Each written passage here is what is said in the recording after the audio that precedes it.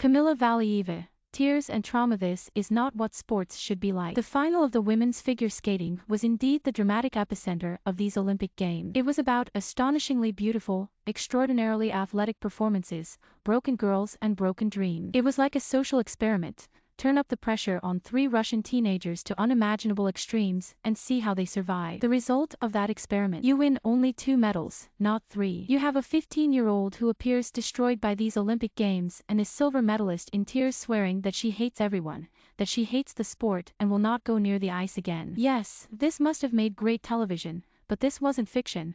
It was the final plank in the argument that tells you this isn't how sport should be. The Camilla Valieva story is not over yet because, at some point, this now globally famous teenager will have to attend a doping hearing. However, her Olympic Games ended in Beijing last night with a personal disaster on the ice. She started the evening in first place after receiving the highest score in the short program, and no one expected her to finish the second day of competition anywhere but in the top spot.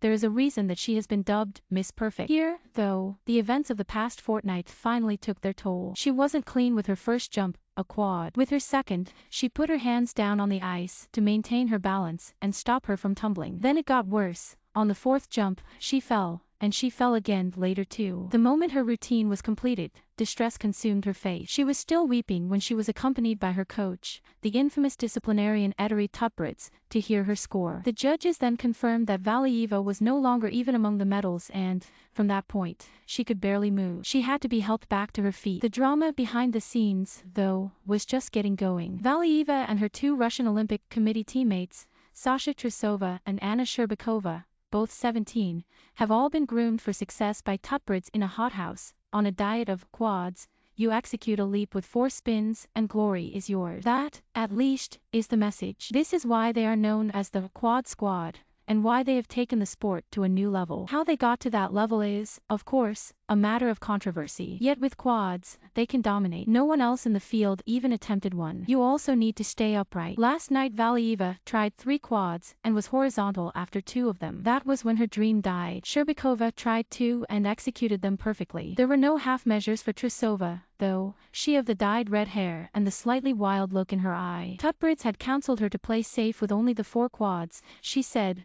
"No thanks," decided that the Olympic final was more of an all-or-nothing occasion, and went all out for 5. She landed all 5 too.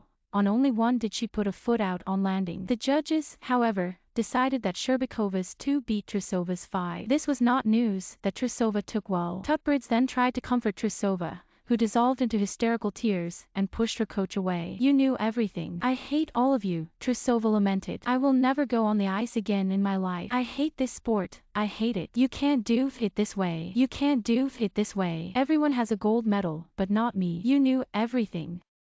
She then refused to go back on the ice for the flower presentation ceremony. The meltdown backstage was perhaps an insight into the emotions that this group have had to contain in this Olympic campaign. Here they finally burst. Trusova did eventually return to the ice and, at a press conference, said that she would decide later whether her career was done. Meanwhile Shcherbakova, who appears the more emotionally grounded of the 3, said that she could not imagine ever being on the ice. By this stage Trusova seemed not to hate everyone quite so much. She did, though, give a decent airing to her frustration that those full 5 quads were not enough. "I was trying to achieve some lofty goals," she said. "I thought if I did this, I would win. I did not win anything. I didn't win a single important competition." In the midst of all this was Kori Sakamoto, the Japanese skater. She didn't think she had a chance. "I was very surprised that I won bronze," she said. Shcherbakova apparently didn't think she had much a chance of gold either. She expected Valieva, her perfectionist teammate, who was skating last, to take it. But then, she watched Valieva's performance. "I saw from her first jump how difficult it was," she said.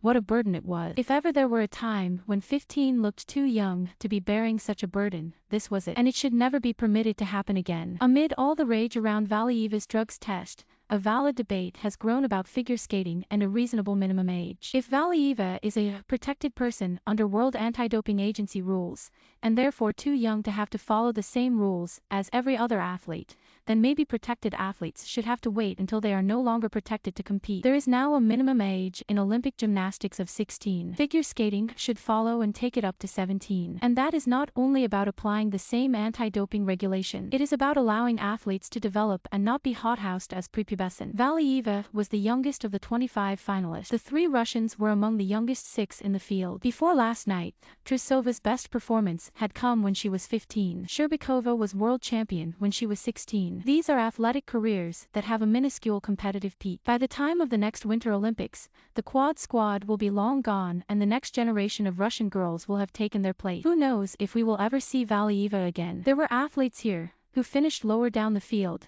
who believe that figure skating can be a proper career in your 20s rather than a dramatic few months high. You can but hope so. We didn't need last night to know that Russian methods have been completely disgraced. Now, for sure, is the time for a healthier version of this beautiful sport. Analysis: Valentina Marchii, former Olympic figure skater. When Camilla Valieva skates, we are used to seeing her full of passion and committed to what she does. In the team event, she seemed a different person than the one who took to the ice for the short program on Tuesday. Yesterday, it was like she didn't have any more energy to face that. It was the pressure skating, not the person, and who could blame her? To watch it was heartbreaking. You could see that her eyes were not lighting up. My concern is how long it will take her to recover from this, not just physically, but mentally. You never wish that someone so talented, that has a big future in front of them, experiences that. It's like breaking all her dreams when she just learned how to dream. She came here as the one that everybody thought would win the game. In the team event, we had nothing to say. The entire arena stopped. You were dragged into this performance. She was flawless. She had everything. Yesterday, she was the last one to take to the ice in an Olympic final. You carry all the pressure at all your competitors already skated. They set the bar, and you have to go up. Carrying on her shoulders this weight that was so heavy adds to that. If you make a mistake, it's like your program starts again. It's very hard to deal with it. When you are 15, you don't have that experience that you could have gained. It would be overwhelming for me, and I'm 35. 3 days ago,